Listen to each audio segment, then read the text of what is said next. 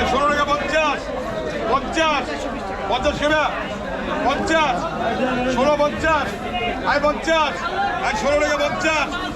আজ আপনাদের নিয়ে চলেছি ঢাকার বাড্ডায় অবস্থিত এক বিশাল পাইকারি মাছের বাজারে।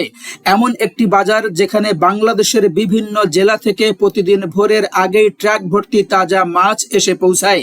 রাত শেষ না হতেই শুরু হয়ে যায় ব্যস্ততা।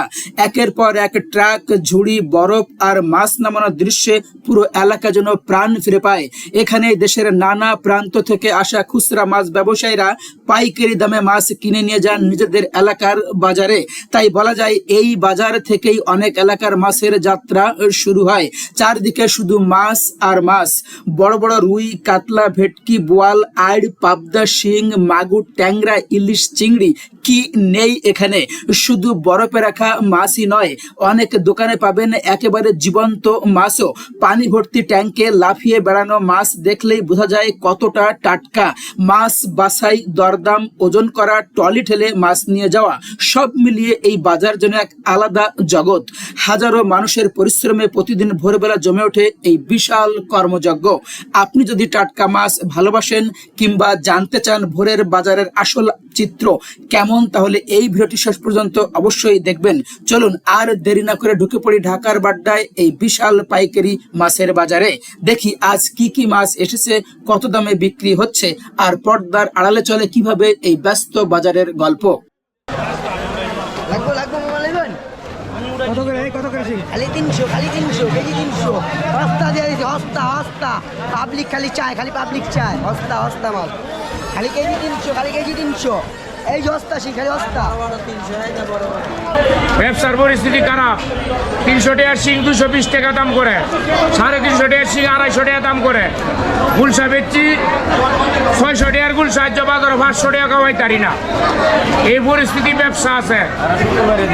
আরো শুক্রবারের দিন একদিক হয়েছে সমন্বয়করা, আর একদিক ছাত্র আন্দোলন, ফাইকার পত্র আয় না ডরে।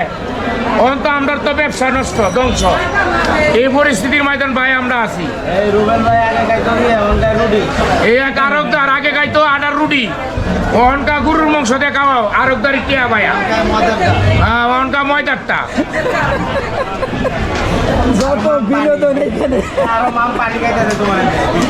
ডেলি কামা 10,000, আমার বোতল পানির বোতল একা কই যাইবা।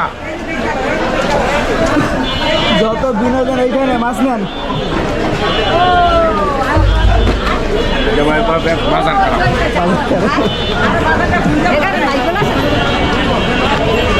মাছ কত করে কেজি দিচ্ছেন? 250 টাকা।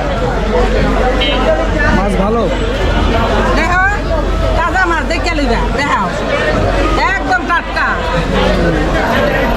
এই যে 120 কাতল 420, অল্প কটা রুই কাতল আছে, কারে দেবো? মাছ কত করে দিচ্ছেন বলেন? ভাই বাজার আজকে তেমন ভালো না আর কি। আমার অন্যদিন 860-70 বিক্রি করি, আজকে অলরেডি 850, 840, 830 এরকম। কোথার থেকে আনছেন এই মাছ? তো এই মাছটা বেশিরভাগ সাতক্ষীরা থেকে আসে, এবং সাতক্ষীরা, শ্যামনগর, ভ্যাটকালি, আশাশুনির দিক থেকে এই কোলাল মাছ আসে, এবং সাতক্ষীরার মাছই সবচেয়ে ভালো। নোনা পানির মাছ ভালো হয়? হ্যাঁ, লোনাপানির ভেটকি মাছ বলতে বা কোরাল মাছ সাতক্ষীরার মাছই সেরা। Thank you.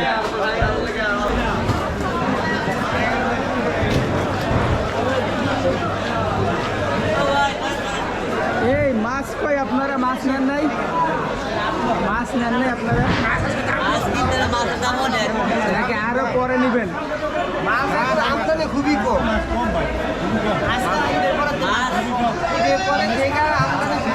মাছের দাম অনেক বেশি।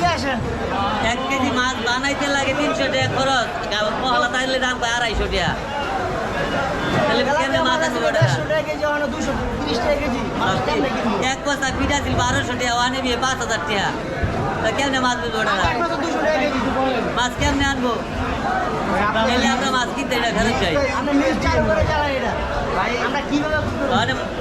পিঠের দাম কমা দিত 1200 টাকা করতে আগের মতো, তাহলে মাছ অবরোধ থাকতো, সবাই চলে ফিরা খাইতো, ব্যবসা বাণিজ্য করতো।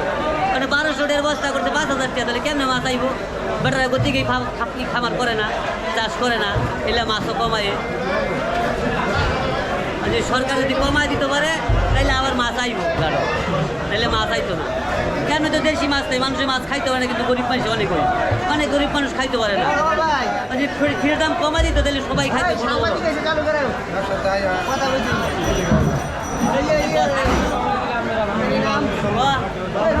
পরে ধরেন ওই আবার কইতারে ভালো ভালো কথা।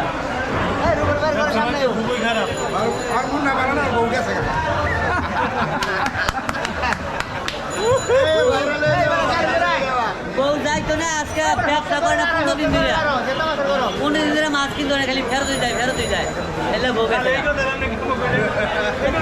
ফেরত যাইতে। মাছের দাম বাড়ার কারণ হলো আগে ফিট ফিক্সে 1200 টাকা বস্তা, এখন ফিট হচ্ছে 5000 টাকা বস্তা। ওই যারা খামার করতো এরা এখন খামার করে না, মাছ আয় না এই কারণে। আর মাছ তো মনে করেন যদি আগের মতন 1200 টাকা বস্তা করতো তাহলে সবাই খামার করতো, সবাই মাছ খাইতো। মাছ লয়ে গেলে কয় চাষের মাছ খাইতো না, দেশি মাছ কই পাইব? চাষেরই তো পায় না। 1200 টাকা বস্তা করতে 5000 টাকা, এখন 1200 টাকা করে বস্তা সরকার, তাহলে সবাই চাষ করবো, গরিব মাছের সবাই মাছ খাইতে পারবো। তেলাপিয়া মাছ দিয়ে 250 টাকা কেজি, পাঙ্গাস দিয়ে 200 টাকা কেজি, পাঙ্গাস মাছ দিল ওটা 40 টাকা কেজি, দেখেন ফিট 1200 টাকা বস্তা আছে। আর অনেক 2000 টাকা কেজি, 200 টাকা কেজি, তাহলে গরিব মাছে কেমনে মাছটাই খায়? আপনার কি মনে হয়? যা বললো ভাইয়া একবার বাস্তব কথা। Thank you.